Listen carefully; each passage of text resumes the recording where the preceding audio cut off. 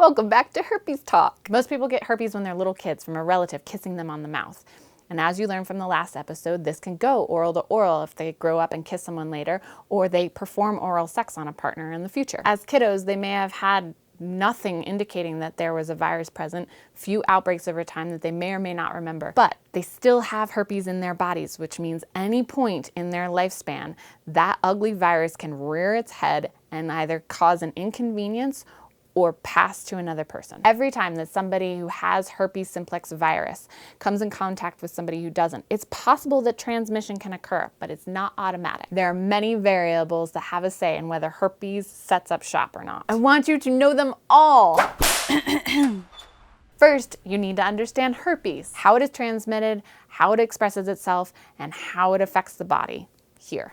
Second, get tested. The only way to know if you have herpes is to get tested. This applies to all sexually transmitted infections. When you go to the clinic, you'll be asked questions. Answer honestly. Then they'll examine you. Breathe deeply. This visit may also include a test. Ask which diagnostic tool they use and advocate for a blood test. Terry Warren frequently updates a herpes handbook that outlines a list of all the options available for testing. Link below. 3, if you have herpes, there are medications that can suppress the virus so that it doesn't act as friendly with other bodies. There are naturopathic and homeopathic remedies too.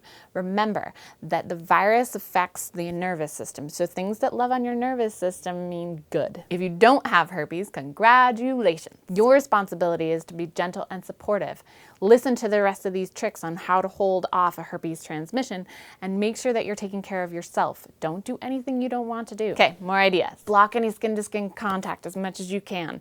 Dams, condoms, clothing, non-microwavable cling wrap. Make sure you have safe words. Talk about it. Talk about herpes. Turns out that knowing your status and sharing that with whom you have sex reduces transmission by a lot. A lot. Researchers at the University of Washington have found that self-disclosing, I have herpes, extended the amount of time that an uninfected partner contracted herpes by 210 days. I have herpes. If your partner hadn't notified you, it would have been more like 60 days instead of the 270 days of sexy time before you got herpes. Herpes simplex virus 1 and 2 are ugly. They're very rarely deadly, so most of the impact is emotional. Most of you will get an STI at some point in your lifetime, just like most of you will get sick. It's a consequence of interacting with other people. The reason why STIs are so and people are afraid to bring them up is because of the ST part of the STIs. You're a sexplaneteer, no shame. An infection doesn't have to become a stigma just because it's below the belt. I suspect I got herpes in the spring of 2010 from a heavy makeout session.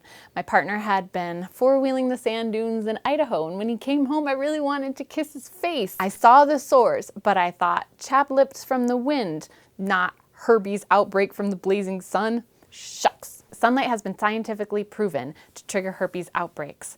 You need the sun, but maybe don't let it blaze you. Watch out for these other things too. Friction, like masturbation and sex, stress and other tough emotions because they're agitating your nervous system, which is the part of the body that is holding on to this troublemaking virus. Menstruation, pregnancy, and birth control pills can also be added to this list. These are all culprits known to reactivate the virus by giving it a foothold to replicate. You can avoid these things. You can also change your diet. It turns out that what you're eating or drinking may cause your pH to go into a more acidic zone. This makes for a very virus-friendly environment. If you're having frequent outbreaks or want to ward them off completely, take in more alkaline things like greens and water and less acidic things like sodas and grains. Have you ever noticed that you or your partner have outbreaks when you've been exposed to vaginal fluid?